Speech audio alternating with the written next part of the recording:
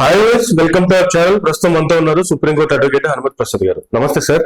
నమస్తే అండి సార్, ఈ మధ్య కాలంలో మందకృష్ణ మార్కి గారు ఆయన కొన్ని ప్రెస్ మీట్లు పెడుతూ కూడాను ప్రెస్ మీట్లలో బ్రాహ్మిన్స్ మీద విరుచుకుపడుతున్నారు, తీవ్ర ఆరోపణలు చేస్తా ఉన్నారు.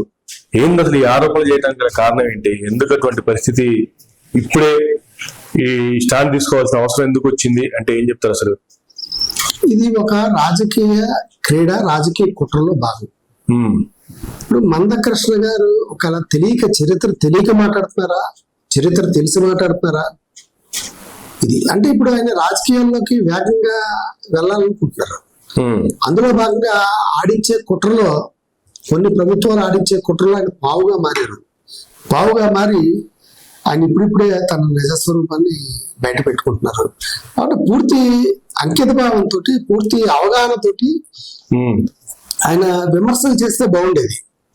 ఆ పూర్తి అవగాహన లేకుండా ఏకపక్షంగా ఎవరినో మెప్పించాలనో లేకపోతే ఇంకేదో చేయాలన్న తపనతోటో ఆయన ప్రెస్ మీట్లు పెడుతున్నారని నాకు అనిపిస్తుంది. ఓకే, అంటే ఎవరున్నారంటారు ఆయన ప్రెస్ మీట్లు వెనకాల? ఆయనే కారణం అంటారా? లేదు అంటారు దళిత బ్రాహ్మిన్స్ మీద విసుగుబట్టడానికి కారణం ఏంటి అసలు? ఇప్పుడు వెనకాల నుండి నడిపిస్తున్నారంటారా? దానికి ఒక విషయం అండి. ఇప్పుడు మందకృష్ణ మాదిక్ గారు నిజమైన దళిత అనేటువంటి ప్రశ్న నేనంటుందా కాదు, ఆ సమాజం నుంచి వస్తుంది. ఓకే, మంద ఎలియా గారు తర్వాత కృష్ణగా మారారు. ఆయన మొదటి నుంచి క్రిస్టియన్, ఆయన చేతుల మీద కూడా సిలువ ఉంటది అనేటువంటి విషయం మాట్లాడుతున్నారు. అప్పుడు ఆ సామాజిక వర్గంలోనే ఆయన పట్ల వ్యతిరేకత ఉంది. ఎందుకంటే సమాజంలో అణగారిన వర్గం కింద నిజంగా అన్ని రకాల హక్కులకి కోల్పోయి సమాజం చేత కొంచెం ఇబ్బందులు పడుతున్నటువంటి వర్గం దళిత జాతి, అందులో ఏమాత్రం సందేహం లేదు. సో వాళ్ళందరినీ ఏకతాటి మీదకి తేకుండా వర్గీకరణ అని చెప్పి కొన్ని రాజకీయ పార్టీలు దీన్ని విడగొట్టాలి, మాలామాదిగా జాతిని విడగొట్టి కొంత లబ్ధి పొందాలి అనేటువంటి భావంలో భాగంగా ఈయన పేరు తెర మీదకి తీసుకొచ్చి ఉద్యమం చేసి మనం వెనకబడిపోయాం, ఇవి చేసాం, ఐఏఎస్ ఆఫీసర్లు ఐపీఎస్ ఆఫీసర్లు ఎవరిలో ఉన్నారు, మాలా నాయకుల నుంచే కదా ఉన్నారు, మన దాంట్లో ఎవరున్నారు, ఇటువంటివన్నీ చెప్పి అక్కడ ఆ వర్గాలను ఆలోచింపే చేసేలా చేసి సరే మొత్తం వర్గీకరణకి వేశారు. దాంతో ఏంటంటే ఆయన మాటల్లో కూడా అంబేద్కర్ ని కొంత తక్కువగా చూపిస్తాం. ఇప్పుడు అంబేద్కర్ ని ఆరాధించే దైవం కింద మొత్తం దళిత కమ్యూనిటీకి అంతా భావిస్తుంది. ఎందుకంటే ఆయన ఎన్నో కార్యక్రమాలు చేసి వాళ్ళ అభ్యున్నతికి ఈ రోజు వాళ్ళు ఏ చిన్న కార్పొరేటర్ పోస్ట్ వచ్చినా, ఆఖరికి ఎలాంటి పెద్ద పోస్ట్ వచ్చినా రాష్ట్రాల్లో ఇది అంబేద్కర్ గారి దయ అంటూ ఆయన వాళ్ళు ఇప్పుడు చెప్పుకుంటారు, కీర్తిస్తారు. అది చాలా మంచి పద్ధతి, మర్చిపోరు. అలాంటిది అంబేద్కర్ గారిని తక్కువ స్థాయి చూపిస్తూ బాబు జగజ్జీవన్ రావు గారిని, ఇద్దరు పెద్ద నాయకులే, చూపిస్తూ ఈయన వెళ్ళడం అనేది కొంతమందికి నచ్చలేదు. సో తర్వాత నింపాదిగా భారతీయ జనతా పార్టీలోకి వెళ్ళారు. భారతీయ జనతా పార్టీ కూడా ఆయన పద్మశ్రీ అవార్డు ఇచ్చింది. మందకృష్ణ గారు అప్పుడు ఒక మాట మాట్లాడారు. ఆయన 2024లో మోడీ గారు ఇక్కడికి వచ్చినప్పుడు ఆయన వీరు ఇద్దరు ఆలింగనం చేస్తున్నప్పుడు సౌత్ లో భారతీయ జనతా పార్టీని తీసుకొచ్చే బాధ్యతని మీ తమ్ముడు భుజాల మీద ఎత్తుకుంటున్నాడని చెప్పి అన్నారు. సో పార్టీని డెవలప్ చేస్తామంటే ఎవరు కాదంటారు. ఇప్పుడు ఇక్కడ ఇందులో భాగంగా దళిత క్రిస్టియన్స్ ఇది ఒక అవకాశం వచ్చింది. ఇప్పుడు దళిత క్రిస్టియన్స్ కి రిజర్వేషన్ ఉండమన్నది ఈ రోజు వచ్చింది కాదు, 1950 నుంచి ఉంది. ఇప్పుడు కొత్తగా కోర్టు తీర్పు వచ్చినట్టుగా ఈ రోజే చెప్పినట్టుగా కొన్ని వార్తా ఛానల్ విపరీతమైన ప్రచారం చేయడం, సమాజంలో గందరగోళం ఏర్పడటం, ఈ రకంగా చేస్తుంటే అసలు ఈ ఓటర్లు క్రిస్టియన్స్ ఇప్పుడు కూడా కాంగ్రెస్ కు అనుకూలంగా ఓటు పడింది. ఈ కాంగ్రెస్ ఓట్లని భారతీయ జనతా పార్టీ వైపు తిప్పడానికి అసలు అక్కడ చేసిందే కాంగ్రెస్ గవర్నమెంట్ అని చెప్పిన కొత్తపల్లికి నిన్నుకుని వాళ్ళ సమావేశాల్లో కాంగ్రెస్ గవర్నమెంటే ఇప్పుడు మనం ఎవరితో పోరాడాలి, భారతీయ జనతా పార్టీ అప్పుడు లేనే లేదు కదా, భారతీయ జనతా పార్టీతో ఇప్పుడు మనం పోరాడితే వాళ్ళు ఏమైనా ఇస్తారా, మనం భారతీయ జనతా పార్టీకి అనుకూలంగా ఉంటేనే వాళ్ళని అడిగి రిక్వెస్ట్ చేసుకుని మనం అన్ని తెచ్చుకోవాలి తప్ప ఈ రకంగా ఉంటే ఏంటని చెప్పి ఒక విషయం అనేది కాంగ్రెస్ మీద కక్కారు. ఇక్కడ వాస్తవానికి ఏంటి, అవి చేస్తూ బ్రాహ్మణ వ్యతిరేకత, ఇక్కడ బ్రాహ్మణులు కూడా లాక్కొచ్చారు. ఇప్పుడు ఫస్ట్ మెయిన్ పాయింట్ ఇది, మిగతాది పక్కన వెళ్తే సమాజంలో మందకృష్ణ గారిని సూటిగా ప్రశ్నిస్తున్నాను. సమాజంలో ఏ వర్గం బ్రాహ్మణుల వల్ల నష్టపోయింది? మీకు చరిత్ర తెలుసా? చరిత్ర తెలిస్తే స్పష్టంగా మాట్లాడండి. బ్రాహ్మణులు ఎప్పుడైనా పరిపాలన చేశారా? బ్రాహ్మణులు ఎప్పుడైనా పదవిలో ఉన్నారు? అప్పుడు 1950 నుంచి ఇక్కడ నుంచి చూసుకుంటే ఇప్పుడు ప్రెసిడెంట్ చూసుకున్నా ఏ పదవుల్లో ఉన్నారు? ఏ ముఖ్యమైన సీట్లలో కూర్చున్నారు? ఏం చేశారు? ఉండదు. సమాజ అభ్యున్నతి కోరుకునేటువంటి బ్రాహ్మణుడు ఒక్కడే, అందరూ బాగుండాలని కోరుకునే వ్యక్తి. ఈ రోజు మీరు మొదలెట్టింది కాదు, సమాజంలో బ్రాహ్మణుని చిన్న చూపు చూసేది చాలా మంది చాలా దశాబ్దాలుగా జరుగుతుంది. అవమానకరంగా మాట్లాడుతూ, లకారాలతో మాట్లాడుతూ, బెగ్గర్స్ అంటూ పెద్ద ప్రొఫెసర్ పోస్టులు ఉండేవారు. ఇవన్నీ మాట్లాడినా కూడా బ్రాహ్మణుడు ఎక్కడైనా నోరెత్తి నాకు అన్యాయం జరుగుతుందని ఎప్పుడైనా చెప్పాడా? ఎందుకంటే సమాజం అంతా నాదనుకుంటాడు. అంటే సర్వేజన సుఖమభావంతో అన్నది కాశ్మీర్ నుంచి కన్యాకుమారి వరకు ఎవడైనా అంటున్నాడంటే బ్రాహ్మణుడు అంటున్నాడు. మేము మిమ్మల్ని అంటరాని వాళ్ళ కింద ఎక్కడ చూసామండి? అది ఎక్కడ కూర్చుంది? మేము ఎంతమంది ఉన్నామండి? ముగ్గురు. మొత్తం దేశం మొత్తం మీద 5% ఉన్నాం మైనార్టీస్. మీరు కొట్టినా తిట్టినా కూడా మాట్లాడే దమ్ము లేనటువంటి ఇది పరిస్థితి. పోనీ మాకు నిజంగా సపోర్ట్ చేస్తుంది దళిత సోదరుల నుంచే. వాళ్ళే ఈ రోజు మందకృష్ణ వాక్యాలను తప్పు పడుతున్నారు. బ్రాహ్మణులు మనకి ఎక్కడ అన్యాయం చేశారు? ఈ రోజు తెలుసా అండి బ్రాహ్మణుడికి ఎంత జీతాలు గుళ్ళల్లో? మిగతా వాళ్ళకి ఎంత? అక్కడ కూర్చే స్వీపర్కి ఎంత ఉంటది జీతం? ఇంటే క్లర్క్కి ఎంత ఉంటది? బ్రాహ్మణుడికి ఎంత ఉంటది? 5,000. ఈ రోజు 5,000 సరిపోతుందా కుటుంబానికి? పక్కనేమో డిబ్బీలు పెడతారు, మాట్లాడకూడదు, అక్కడ వేయాలి డిబ్బీలు. తెలియదా మీకు? తెలియదు. బ్రాహ్మణ ద్వేషం బాగా పెరిగిపోయింది. ఈ బ్రాహ్మణ ద్వేషాన్ని పెంచడానికి వెనకాల కుట్ర ఉంది. అది తెలుసుకోండి చరిత్ర. మందకృష్ణ మాదిగ గారిని నేను రిక్వెస్ట్ చేసేది ఏంటంటే, ఆయన అద్భుతంగా ప్రసంగిస్తారు. అంటే ఆయన మాటలు ప్రజల్లోకి వెళ్తాయి. వెళ్ళేటప్పుడు మనం రాంగ్ డైరెక్షన్ లోకి పంపించకూడదు, ఉన్న వాస్తవం మాట్లాడండి. ఇప్పుడు కావాలనే మందకృష్ణ మాదిగ గారు ఇటువంటి రాంగ్ డైరెక్షన్ 100%. ఇప్పుడు మీకు ఒక రకంగా చరిత్ర చూసుకుంటే, ఇప్పుడు క్రిస్టియన్స్ బ్రిటిషర్స్ భారతదేశానికి వచ్చారు పరిపాలనకి. రవ్యాస్తమించిన సామ్రాజ్యం ఇంచుమించు అన్ని దేశాలని కూడా ఆక్రమించేసింది. వెళ్ళిన ప్రతి చోట కూడా బైబిల్ పట్టుకుని చేతులు పట్టుకుని ఏ దేశం వెళ్తే ఆ దేశ నాగరికత సర్వనాశనం అయిపోయింది. అక్కడ క్రిస్టియానిటీ డెవలప్ అయింది. అన్ని దేశాలు ఈ రోజు అనేక దేశాలు క్రిస్టియానిటీ ఉన్నాయంటే అట్లా చరిత్ర టోటల్ గా నాశనం అయిపోయినట్టే కదా. ఇటు భారతదేశానికి వచ్చారు. ఇంతకు ముందు మొఘలాలు పరిపాలించారు.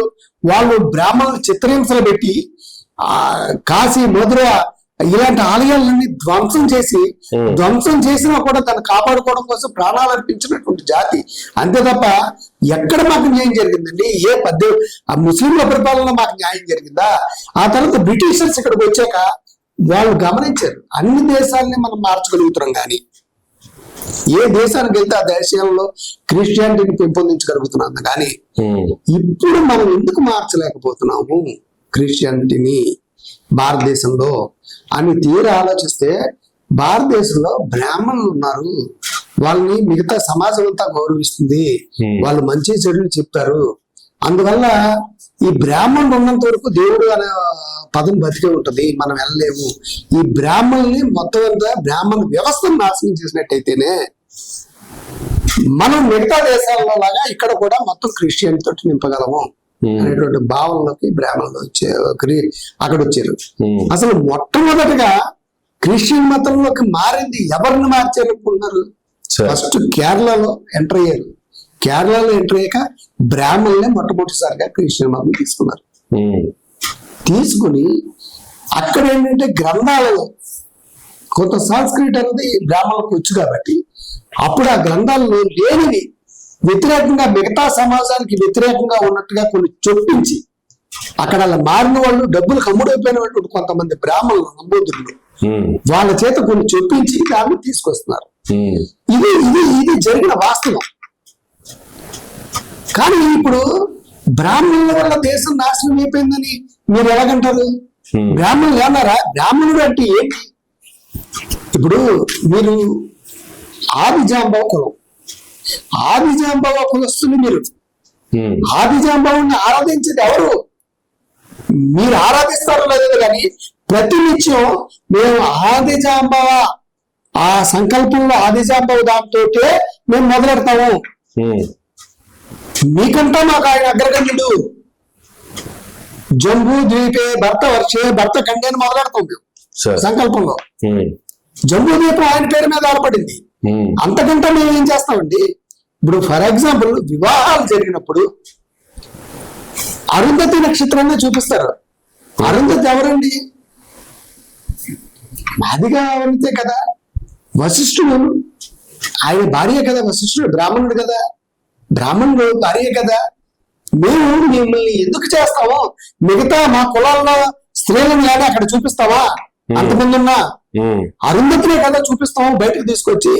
వివాహాలు అయినప్పుడు మేము మిమ్మల్ని ఎందుకు వ్యతిరేకిస్తాము? డాక్టర్ బిఆర్ అంబేద్కర్ గారు, బిఆర్ అంబేద్కర్ గారికి పిల్లనివ్వలేదా బ్రాహ్మణులు? బిఆర్ అంబేద్కర్ గారిని చదివించలేదా? ఆయనకి పేరు ఎలా వచ్చింది అది మీరే చెప్తారు కదా. ఆయన రాసిన గ్రంథాలలో ఉన్నాయి కదా. అందువల్ల బ్రాహ్మణులు పూచిగా చూపెట్టి ఎంతకాలం బతికేద్దాం అనుకుంటున్నారు? బ్రాహ్మణులు సమాజానికి చేసిన అన్యాయం ఏంటి? ఎవరైనా తిరస్కరించారా? ఎవరినైనా తిట్టారా? ఎవరినైనా కొట్టారా? పోనీ ఎవరి భూమిలో లాక్కున్నారా? ఎందుకు ఈ బ్రాహ్మణుల మీద దేశం? చెప్పండి. మీ ఊళ్ళో పెళ్లిళ్ళు జరిగితే బ్రాహ్మణులు పిలుస్తారు, నువ్వు వెళ్ళటం కదా. నువ్వు ఆ కులం వాడు కాబట్టి నేను రానని అంటున్నారా? మొదటి నుంచి అన్ని రకాల కులాలకి కూడా సేవ చేస్తున్న జాతి ఏదైనా ఉందంటే బ్రాహ్మణ జాతే కదా. అక్కడ గుడికి ఒక ట్రస్ట్ బోర్డు చైర్మన్ ఇంకోళ్ళు ఎవరో ఉంటారు. అది బ్రాహ్మణులు ఉంటారు కదా. అది ఉన్నప్పుడు వాళ్ళు ఎవరైనా గుళ్ళకి రానివ్వలేదు అనుకోండి, అది వాళ్ళనండి. అది దానికి కారణం బ్రాహ్మణుడు కాదు కదా. సో ఇప్పుడు ఆంధ్ర రాష్ట్రం ఏర్పడింది. ఆంధ్ర రాష్ట్రం ఏర్పడిన కారణం ఎవరు? టంగుటూరి ప్రకాశం పంతులు గారు. ఆయన ఎంతో కృషి చేశారు కదా. అది బ్రాహ్మణుడే కదా. సమాజంలో ఉండేటువంటి రుగ్మతలు రూపుమాపడానికి కందుకూరు వీరేశలింగం పంతులు గారు బయలుదేరారు. ఆయన బ్రాహ్మణుడే కదా. సమాజంలో మార్పు తెస్తున్నాం కానీ సమాజంలో దారుణంగా అయిపోయాక మేమేం చూడలేదు కదండి. ఈ రోజుకి మీరు పాటిస్తున్నా పాటించకపోయినా మేము ఆ రామాయణ భారత భాగవత గ్రంథాలని నెత్తిలో పెట్టుకుని వాటిని మాత్రమే ప్రామాణికతల కింద అంగీకరిస్తున్నాం, మిగతా గ్రంథాలను కాదు. మరి ఈ రామాయణాన్ని ఎవరు రచించారండి? వాల్మీకి రామాయణం కదా. ఆ తర్వాత కొన్ని వందలు వేలు పుట్టగొడుగులా పుట్టుకొచ్చి వాటిని ఎవరైనా పట్టించుకున్నావా? అందులో పెద్ద పెద్దవాళ్ళు ఉన్నారు రచయితలు, బ్రాహ్మణ రచయితలు కూడా ఉన్నారు రామాయణం రాసిన దాంట్లో. కానీ వాటిని పట్టించుకున్నావా? రామాయణం అంటే వాల్మీకి రాసిన రామాయణమే. వాల్మీకి ఎవరండి? బ్రాహ్మణుడా? మీ వల్లే కదా. అక్కడ ఇప్పుడు బ్రాహ్మణుడు అంటే ఎవడైతే పుట్టుకతో పుట్టింది కాదండి. అన్న మందకృష్ణ ఒక్కసారి గుర్తుంచుకోండి, బ్రాహ్మణ్ అంటే పుట్టుకతో పుట్టింది కాదు. భగవంతుడే స్వయంగా చెప్పిన గ్రంథం ఏదైనా ఉందంటే అది భగవద్గీత. ఆ భగవద్గీతలు అంటే గుణకర్మ విభాగ అన్నారు. గుణముల చేత కర్మల చేత ఎవడైతే విధిగా నిష్ఠతో చేస్తాడో వాడే బ్రాహ్మణుడు అన్నారు. ఈ రోజున అత్యంత పెద్ద బ్రాహ్మణుడు ఎవడంటే వాల్మీకి. భాగవతాన్ని అష్టాదశ పురాణాలని రాసింది వ్యాధవ్యాసుడు. ఆయన ఎవరు? వాళ్ళనే కదా, మేము వాళ్ళ గ్రంథాలనే కదా నెట్టిన పెట్టుకుని మొత్తం అంతా ఊరులో తిప్పుతుంది చెప్తుంది. మేము వారి సేవ కదా చేస్తున్నాం. మేము ఎక్కడ వ్యతిరేకించాము? లేకపోతే అగ్రవర్ణం మీరు అన్నట్టుగా దురహంకారం అవ్వతే వాల్మీకి రామాయణం రాయడం మేము చేయడం ఏంటంటాం? వివాహం చేసేటప్పుడు అరుంధతిని చూపెట్టేది ఏంటంటాం? ఎక్కడ ఉంది? మీరు ఎందుకు కులమతాల మధ్య విభేదాలు పెట్టి సృష్టిస్తున్నారు? దట్ ఈస్ ఎవరి సమస్య. దళితులకి క్రిస్టియన్లుగా మారాలి, దళిత క్రిస్టియన్లకి రిజర్వేషన్ ఇవ్వాలి, దాన్ని ఎత్తుకోండి. ఒక వ్యక్తి పడే బాధ, ఒక వ్యక్తి గాని ఒక జాతి గాని పడే బాధ వాళ్ళకంటే ఎక్కువ ఎవరికి తెలియదు. మీరు ఎంత బాధ అనిపిస్తున్నారో మీకంటే ఎక్కువ ఎవరికి తెలియదు. సో మీరు పోరాడండి. అసలు పోరాటం అనేది మాకు తెలియదు కదా. ఎప్పుడు ఏ ఒక్క పార్టీ అయినా సరే మీరు అన్న మాటల్ని ఏ ఒక్క పార్టీ ఖండించలేదు. కానీ ఈ రోజున మీరు అన్న మాటలు ఖండించింది మీ సామాజిక వర్గాలే ఖండిస్తున్నాయి. బ్రాహ్మణులు ఎందుకు లాగుతారు? వాళ్ళు ఎప్పుడైనా అన్యాయం చేశారా? ఎవరికైనా అన్యాయం చేశారా? మాకు ఎవరైనా ఇబ్బంది పెట్టినప్పుడల్లా స్పందిస్తూ వచ్చినటువంటి జాతి దళితుల్లో అగ్రభాగంలో ఉన్నటువంటి వ్యక్తులు వాళ్ళు ఎప్పుడు కూడా బ్రాహ్మణులకు అండగా నిలబడుతున్నారు. మిగతా వాళ్ళందరికీ కూడా చేతులెత్తి శిరస్సు వచ్చి నమస్కరిస్తున్నాను. మరి ఇలా కులమతాలను బట్టి ఎందుకు రాజకీయాలు చేస్తున్నారు? కులమతాలను విడగొట్టద్దు. మీరు ఇంకొక మాట అన్నారు, బ్రాహ్మణులైనా పూజించేది, ఆ పూజలకు మేము చేసి బ్రాహ్మణులు పూజించక్కర్లేదు, ఎవరైనా చేయొచ్చండి. ఈరోజు ఢిల్లీలో రిక్షా కార్మికుల్లో, అలాగే మెట్రో స్టేషన్లో, సులభ కాంప్లెక్స్ దగ్గర చేస్తున్నటువంటి బ్రాహ్మణులు ఎంతో మంది ఉన్నారు తెలుసా? ఈరోజు గిరిజన భోజన బిడ్డల్లో చాలా మంది వేదాలు నేర్చుకుని గొల్లలు అచ్చకత్వాలు కూడా చేస్తున్నారు. ఆ విషయమైనా తెలుసా మీకు? తెలియదు కదా. సో ఇప్పుడు పని చేస్తా ఉంటే ఇప్పుడు ఎవరైతే బ్రాహ్మణుల కింద మారి ఆలయాల్లోకి వచ్చి అర్చన చేస్తున్నారో ఏ వర్గం నుంచైనా వాళ్ళని అగ్రవర్గం కింద చేసి వాళ్ళకి రిజర్వేషన్ తీసేద్దాం. ఇప్పుడు మేము ఆ పనిలోకి వెళ్తున్నాం కదా, మాకు రిజర్వేషన్ కల్పిద్దాం. ఇప్పుడు ఎస్సీ అంటూ మైనార్టీని అంటున్న కులం కాదు కదా, వెనకబడిన వాళ్ళు, వెనకబడిన వర్గాల వాళ్ళు అంటే బ్యాక్వర్డ్ క్లాస్ ఏంటండి, కులం కాదు కదా. ఎవడైతే వెనకబడ్డాడో వాడు. మైనారిటీ ఏంటండి, ఎవడైతే తక్కువ స్థాయిలో ఉన్నాడో, తక్కువ జనాభా మొత్తం మీద ఎక్కువతో ఉన్నారో వాళ్ళు. ఇప్పుడు ఈ రోజున ఆ రెండు రకాలుగా చూసుకున్నా మేము అడుగుతాం. అన్ని రకాలుగా అందరితో కంట వెనకబడిపోయాము. ఇప్పుడు ఆడవాళ్ళ అర్చకులు జీతాలంతా చూడండి మీరు. అక్కడ స్వీపర్ పని చేసే వాళ్ళ కంటే తక్కువగా ఉందండి, అక్కడ క్లర్కుల కంటే తక్కువగా ఉందండి కష్టంగా.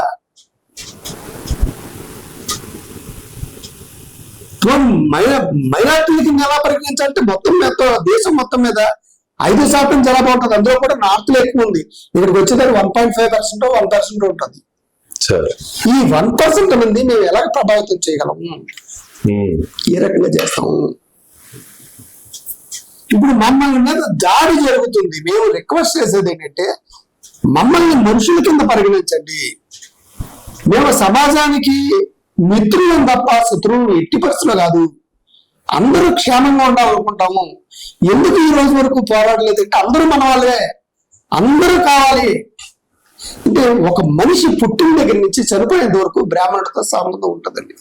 పుట్టినప్పుడు వెళ్తాడు, బారసాలు వేస్తాడు, చనిపోయినప్పుడు వెళ్తాడు, కర్మకాండాలు చేస్తాడు, ప్రతి వ్యక్తికి చేస్తుంటాడు. అంటే మేము ఎక్కడ ఎవరిని విస్మరించాము, ఎవరిని వ్యతిరేకించాము, అందరూ మా వాళ్ళు అనుకునే కదా చేసాము. మీరు సూటుపోటి మాటలతోటి వీళ్ళ వల్లే నాశనమైందని ఆ బ్రిటిష్ వాళ్ళ పన్నిన కుట్రలో భాగంగా అది ఈ రోజుకి కూడా రాజకీయ పార్టీలు నన్ను అవలంబిస్తున్నాయి, అదే తీసుకెళ్తున్నాయి.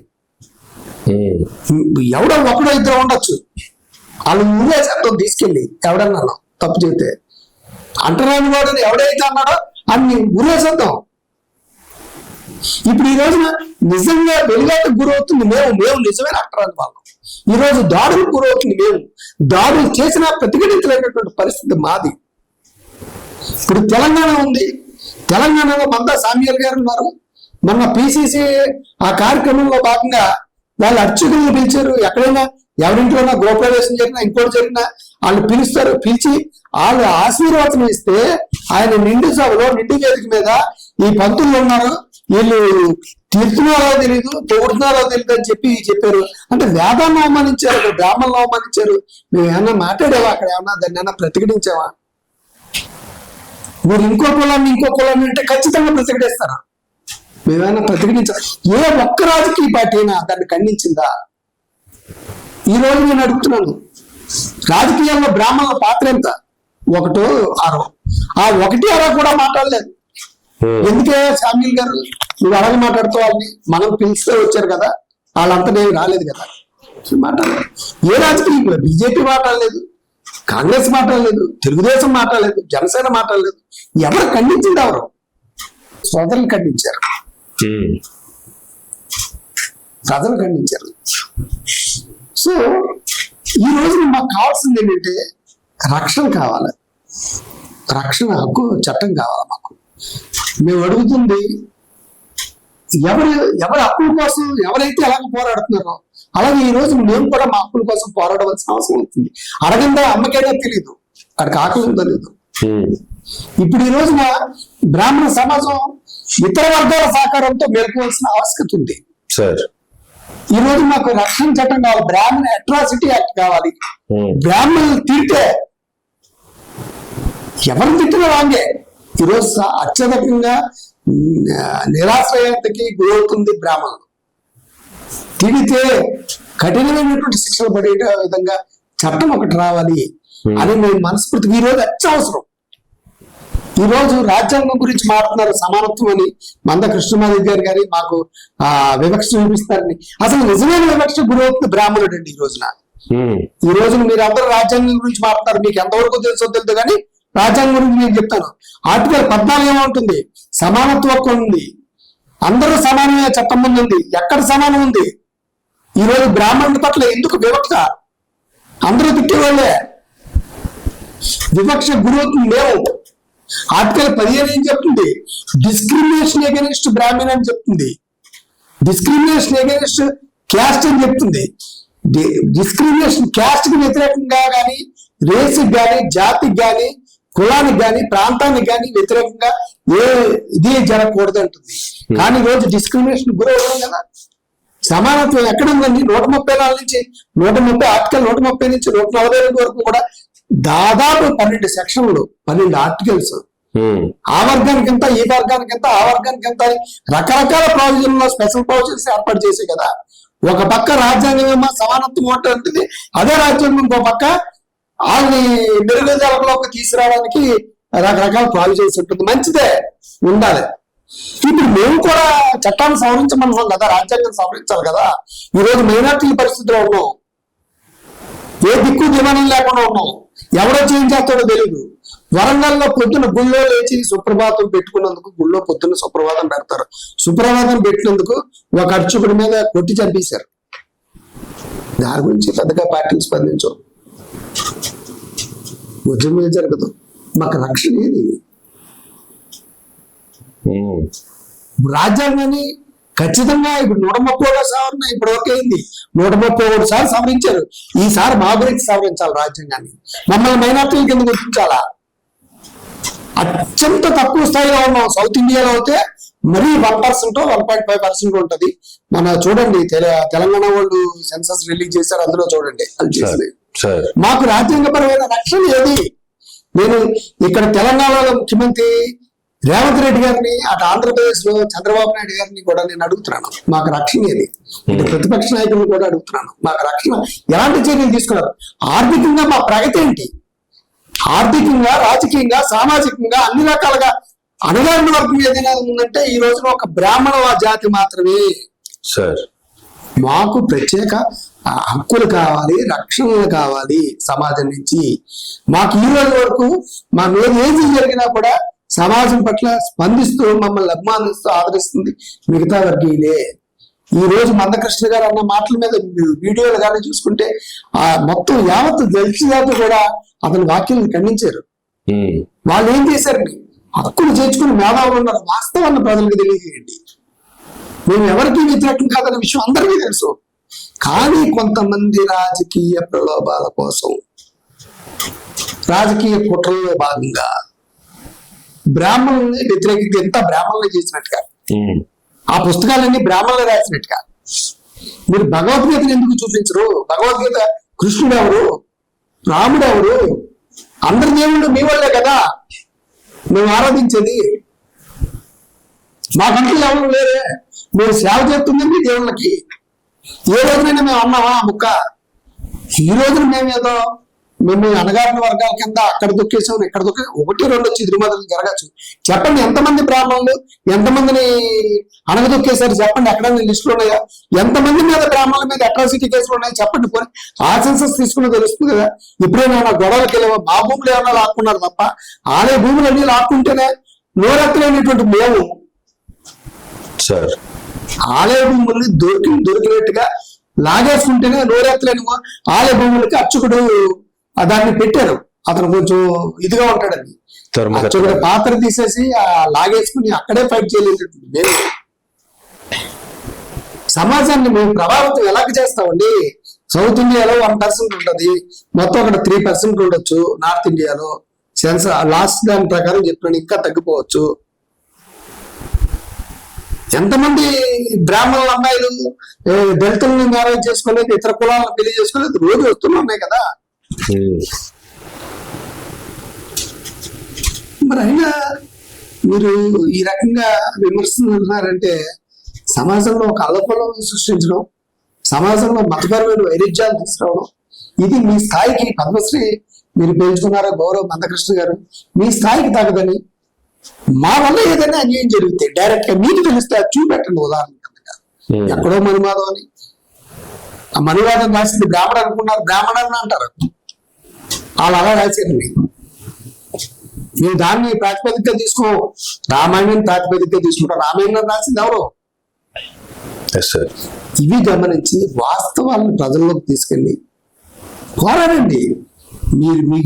మీరు అన్యాయం జరిగిన ప్రతి చోట మీరు గొంతెత్తుతారని భావన ఉంది. మీ అప్రిషియేట్ యూ. ఈ రోజుకి భారతీయ జనతా పార్టీలో ఉన్న మీరు మాకు దళిత క్రిస్టియన్లకి రిజర్వేషన్ రావాలని పోరాడుతున్నారు. పోరాడండి, దట్ ఈస్ వేరే కాన్సెప్ట్. పోరాడండి. అలాగే ఇప్పుడు మా సమస్యలు మీ దగ్గర తీసుకొస్తే మేము పడే బాధలను కూడా అర్థం చేసుకుని మీ దగ్గరికే వస్తాం. మేము మా బాధలు మీకు చెప్తాం. మా బాధలు మాకంటే ఎక్కువగా మీకు తెలియదు కదా. ఈరోజు మేము ఏ స్థితిలో ఉన్నాం, మా రాజకీయ ప్రగతి ఏంటి, మా సామాజిక స్థితి ఏంటి, ఒక్కసారి ఆలోచించండి. నేను సమాజంలో అన్ని వర్గాలని కూడా చేతులెత్తి నమస్కరించేది ఏంటంటే, మా మీద జరుగుతున్న దాడిని ప్రతిఘటించేటువంటి హక్కు ఒక సామాన్య పౌరుడిగా మాకుంది. మా బాధ మాకంటే ఎక్కువగా కూడా మమ్మల్ని అన్నందుకు సమాజంలో వివిధ వర్గాల వారు, ప్రధానంగా దళితులు బాధపడుతున్నారు. వాళ్ళందరికీ కూడా మరొకసారి నమస్కారం చేస్తూ, బ్రాహ్మణుల మీద దాడులు జరిగితే కఠినమైన చట్టాలు ఉండేలాగా చేయాలని మేము పోరాడుతున్నాం. ఆ పోరాటానికి మీరందరూ కూడా సహకరిస్తారని అన్ని వర్గాలు సమాజంలో బ్రాహ్మణులు ఆదరించి అభిమానించే వాళ్ళందరూ కూడా మేము ఎవరికి కూడా శత్రువులు కాదు. మాకు మా రక్షణ కోసం మాకు చట్టాలు ఉండాలి అని కోరుకోవడంలో తప్పు లేదనుకున్నాను. మీ అందరి సహాయ సహకారాలు లభిస్తాయని ఆలోచిస్తూ మీ అందరికీ కూడా సవనీయంగా నమస్కారం తెలియజేసుకున్నాను. జై శ్రీరామ్. ఫైనల్ గా ఒక మాట మాట్లాడుకుంటే సార్, మందకృష్ణ గారిని చూసుకుంటే ఆయన దళితుల మీద ఎక్కడ అన్యాయం జరిగినా ముందుంటారనేటువంటిది ఆయనకు ఉంది. అగ్రెసివ్ గా పోరాటం చేస్తారనేటువంటి ఇది కూడా ఆయన సంపాదించుకున్నారు. కానీ బీజేపీ పార్టీ చూసుకుంటే హిందుత్వాన్ని ప్రమోట్ చేసేటువంటి పార్టీ బీజేపీ పార్టీ. కానీ ఈయన పోయి బీజేపీ పార్టీలో జాయిన్ అవ్వడం, ఇప్పుడు ఈయన వచ్చి బ్రాహ్మిన్స్ మీద ఇటువంటి కామెంట్స్ చేయటం, వీటికి ఏమైనా ఇంటర్లింక్స్ ఉన్నాయంటారా? ఎస్, ఖచ్చితంగా ఉందండి. ఇప్పుడు రాజకీయ అవకాశవాది మందకృష్ణ గారు అన్ని పార్టీలతో కలిసి ఉన్నారు. ఇప్పుడు ఏంటంటే క్రిస్టియన్స్, దళితులు జనరల్ గా భారతీయ జనతా పార్టీకి వేరు. ఇప్పుడు అందువల్ల దళిత క్రిస్టియన్స్ ఆయన చెప్పింది, దళితుల్లో చాలా వరకు కన్వర్ట్ అయిపోయారు క్రిస్టియన్స్ కింద. ఎందుకంటే హిందువులు వాళ్ళని సమానంగా చూడలేదు కాబట్టి దళితుల్లో కన్వర్ట్ అయిపోయారు క్రిస్టియన్స్ కింద అనేసి. సో వాళ్ళ ఓట్లు, ఇది బీజేపీ అనేది హిందుత్వని భుజాన వేసుకున్నటువంటి పార్టీ. బీజేపీ అందరినీ సమానంగానే చూస్తుంది, కానీ హిందుత్వం భుజాన వేసుకున్న పార్టీ కింద పడిపోయింది. ఎందుకు సమానంగా చూస్తుంది అని ఒక 2 ఉదాహరణలు చెప్పాలంటే, భారతీయ జనతా పార్టీ అది పెట్టి సామాన్యంగా పెట్టి ఇతర దేశాల నుంచి, బంగ్లాదేశ్ నుంచి కానీ, పాకిస్తాన్ నుంచి కానీ, అక్కడ టార్చర్ తట్టుకోలేక వచ్చేసినటువంటి బౌద్ధులు కానీ, క్రిస్టియన్లు కానీ, హిందువులు కానీ ఇక్కడ పౌరసత్వం ఇచ్చేటువంటిది ఏర్పాటు చేసింది. అందులో క్రిస్టియన్స్ కూడా ఉన్నారు, ఒక ముస్లింలు తప్పించి. సో అక్కడ వాళ్ళు కూడా ఇబ్బంది పడుతున్నారు కదా, వాళ్ళు కూడా మనుషులే కదా, వాళ్ళకి పౌరసత్వం ఇస్తా ఉన్నాం కదా. సో వ్యతిరేక తెలిపింది హిందువుకి సంబంధించింది RSS. సో దాన్ని ప్రజల్లో ఉండేటువంటి అపోహని తొలగించడానికి, ప్రజల్లో రేపు రాబోయే ఎలక్షన్స్ లో కాంగ్రెస్ కి ఓట్లు వెళ్లకుండా చూడడానికి, మనకి అన్యాయం చేసింది కాంగ్రెస్ పార్టీని భారతీయ జనతా పార్టీ ఎంత మాత్రం కాదు. ఇప్పుడు మనం అందరం కలిసి వెళ్తే బాగుంటది. ఈ రోజు వరకు మనం ఎవరిని అడుగుతాం? ఇప్పుడు అధికారంలో ఉంది, వాళ్ళతోటే మనం పోరాడితే మనకు ఎవరు హెల్ప్ చేస్తారు? ఈ రోజు నేను ఎలాగ అడిగి హక్కులు సాధించుకున్నాను, ఇప్పుడు రేపు పొద్దున మనకు కూడా హక్కులు సాధించుకుంటాం అన్నారు. ఇప్పుడు ఇది రాజకీయ క్రీడలో ఫ్యాక్ట్ ఈజ్ క్లియర్. మీరు ఎంత చేసినా, ఏ రకంగా చేసినా భారతీయ జనతా పార్టీ దళిత క్రైస్తవులను గుర్తించదు. ఇప్పుడు చంద్రబాబు నాయుడు గారు గతంలో దళిత క్రైస్తవుల్ని దళితులుగా గుర్తించండి, దానికి నేను మద్దతు అని అన్నారు. ఇప్పుడు మాట్లాడమనండి చంద్రబాబు నాయుడు గారిని, మాట్లాడరు. ఈయన రేపు రాబోయే కాలంలో రాజ్యసభ సీట్ కోసం దేనికోసం గట్టిగా ప్రయత్నిస్తారు. అందులో ప్రయత్నంలో భాగంగా ఈ వర్గాలను కూడా ఓటు కొట్టుకుని బీజేపీకి ఓటు అపగొత్తగా ఇచ్చాలనుకుంటారు. ఆ విషయాన్ని ఆ వర్గాలను ముందుగానే గమనించారు. ఎందుకంటే ఈ మతం అన్నది, మతంలో కులాలు లేనటువంటి పరిస్థితి ఏంటంటే ఒక క్రిస్టియానిటీలో కులాలు లేవు. ఒక మతం అది కాదండి లేదు, కులాలు ఉంది హిందూ మతంలోనే. హిందూ మతంలో ఉండే కులాన్ని వదిలేసుకుని నువ్వు వేరే మతంలోకి వెళ్ళినాక, వేరే మతంలోకి వెళ్ళి అక్కడ చేసేదేంటి? విగ్రహారాధికుల్ని తిట్టడం. బైబిల్లో ఉంది స్పష్టంగా, విగ్రహారాధన చేశాను. నువ్వు ఈ కులంలో ఉంటూ వేరే మతంలోకి వెళ్ళిపోయి ఇక్కడ మతాన్ని నువ్వు తిడుతూ నువ్వు ఇక్కడ నిందిస్తావు, మళ్ళీ ఇక్కడ కులం తాలూకు ఓట్లు రిజర్వేషన్స్ ఇవి కావాలంటావు. సో దానికి వ్యతిరేకమైన ఆ రోజు అక్కడ పెద్దలందరూ చేశారు. సో దాన్ని పోరాడుతున్నారు. వాళ్ళు పోరాటం అన్నది అలా హక్కు, పోరాటం చేయమనండి. ఇక్కడ వాస్తవంలో జరిగింది అది. అందువల్ల లేదు దాన్ని అక్కడ చేసిన రావు కూడా ఏంటంటే బీసీసీ కింద ఇచ్చారు. వాళ్ళు అడిగిన క్వశ్చన్ ఏంటంటే, సమంజసమైనటువంటి క్వశ్చన్ ఏంటంటే, మమ్మల్ని బీసీసీ కింద గుర్తించి మమ్మల్ని అప్గ్రేడ్ చేశారు. మరి బ్రాహ్మణుల నుంచి, ఇతర కులాల నుంచి, ఇతర పరిస్థితుల నుంచి వచ్చినటువంటి వాళ్ళు ఉన్నారు కదా, రెడ్డిల నుంచి, కాపుల నుంచి యాక్టివ్ వాళ్ళు, మరి వాళ్ళకి ఎందుకు ఇవ్వట్లేదు బీసీసీ కిందో దేని కిందో? మీరు ఎలా గుర్తించారు? మాకు మాత్రం ఎందుకు ఇచ్చారు? బీసీసీలో 1% ఉంది, రిజర్వేషన్ ఎందుకు తీశారు అనేసి. సో అది కరెక్ట్ అని క్వశ్చన్ వాళ్ళు అడిగింది కూడా. నేను అన్నది ఏంటంటే, ఈ బీసీసీలు ఇవి అవి పెట్టకుండా మొత్తం మతం మారినోడికి క్రిస్టియన్ కింద పరిగిస్తే సరిపోతుంది ఎవరినైనా. మళ్ళీ బీసీసీ అన్న వల్ల ఇక్కడ గొడవ వస్తుంది. మరి వాళ్ళకి ఎందుకు, నాకెందుకు వివక్ష చూపిస్తున్నారు కదా. అది వివక్ష అంటే వివక్షే. ఇప్పుడు ఆ రకంగా అయిందనుకోండి, బ్రాహ్మణుల నుంచి ఎవరైనా క్రిస్టియన్లోకి వెళ్ళారనుకోండి, వాళ్ళకి బీసీసీ ఇచ్చేయాల. అంటే బీసీసీ ఇస్తే అందరూ రిజర్వ్ అయిపోతున్నాడు కదా. కమ్మాస్ నుంచి, రెడ్డిస్ నుంచి వెళ్ళారనుకోండి, రిజర్వ్ అయిపోతున్నారు కదా. ఇక్కడ బీసీసీ ఇవ్వడం వల్ల మీకు అన్యాయం జరిగినట్టు కాదు, మీకు మాత్రమే లాభం జరిగినట్టుగా.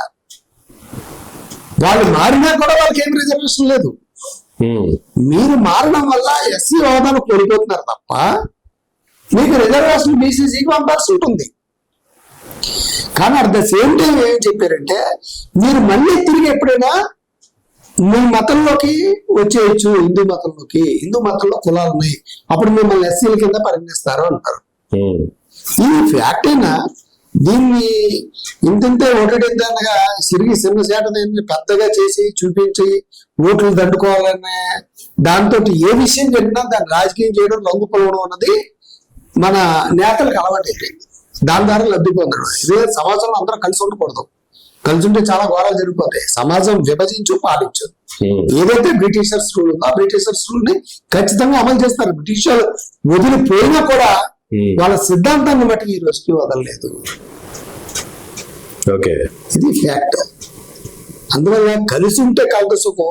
మీ రాజకీయ ప్రలోభాల కోసం, మీ పదవులను పదిలం చేసుకోవడం కోసం ఒక సమాజంలో అస్థిరతను సృష్టించి కులాల మధ్య కుంపట్లను రాజేసి మీరు ఏం సాధిద్దాం అనుకుంటున్నారు? ఇది గమనించాలి. మందకృష్ణ గారు ఈ రాజకీయాల్లో పావుగా మిగిలిపోయారని నేను అనుకుంటున్నాను. ఎందుకంటే ఆయన మేధావేనో చట్టంలో ఇరుక్కుపోయి ఒక వర్గాన్ని భోజనాలు వేసుకున్నారు. ఇప్పుడు వాళ్ళు వ్యతిరేకిస్తున్నారు కదా, నువ్వు నిజమైన దళితువు కాదు కదా, నువ్వు క్రిస్టియన్ కదా, ఈ రోజు మమ్మల్ని మోసం చేసి మా మధ్య మాలా మాదిగా అని చెప్పి విభేదాలు సృష్టించి నువ్వు ఈ రోజు నీ రంగు బయటపడిపోయింది, నువ్వు క్రిస్టియన్ దేవుడిని పూజిస్తావు, అక్కడికి వెళ్ళి వాళ్ళు అంటున్నారు. అది వాళ్ళు ఏదో అనుకుంటారు, అది వేరే సంగతి, అది మనకు సంబంధించిన విషయం కాదు. ఏదైనా ఎవరి విషయాన్ని వాళ్ళు పోరాటం అన్నది వాళ్ళ జన్మ హక్కు. వాళ్ళ బాధల గురించి వాళ్ళు పోరాడచ్చు. దళిత క్రిస్టియన్లు ఉన్నారు, సరే మాకు రిజర్వేషన్ కావాలని వాళ్ళు పోరాడచ్చు, నేను కోల్పోతున్నాండి. కాకపోతే ఎమికబుల్ సెట్ లిమిట్ ఉండాలి. దానికి కారణం దళిత క్రిస్టియన్స్ అని దాని గురించి మాట్లాడుతూ ఆ సందర్భంలో బ్రాహ్మణుల్ని ఎత్తి చూపించి బ్రాహ్మణుల వల్ల ఇదంతా జరిగింది అని అసలు అసందర్భమైనటువంటి మాటలు, సందర్భం లేని మాటలు మందకృష్ణ గారు ఎందుకు ఈ రకంగా మాట్లాడారని కూడా జాతి యావత్తు కూడా, జాతి ఒక్క నాట్ బ్రాహ్మిన్స్ అందరూ కూడా ఆశ్చర్యపోతున్నారు. ఎట్లా సందర్భం ఏంటి, మీరు మాట్లాడుతుంది ఏంటండి, అదే వెనకాల ఏదైనా ఉందా అనేది కూడా ఆలోచిస్తున్నారు. ఎజెండా ఏదో అజెండా ఉందన్నది ఫస్ట్, ఓకే, అది ఆయనకు తెలుసు ఏ ఎజెండా అన్నది. Right sir, thank you sir.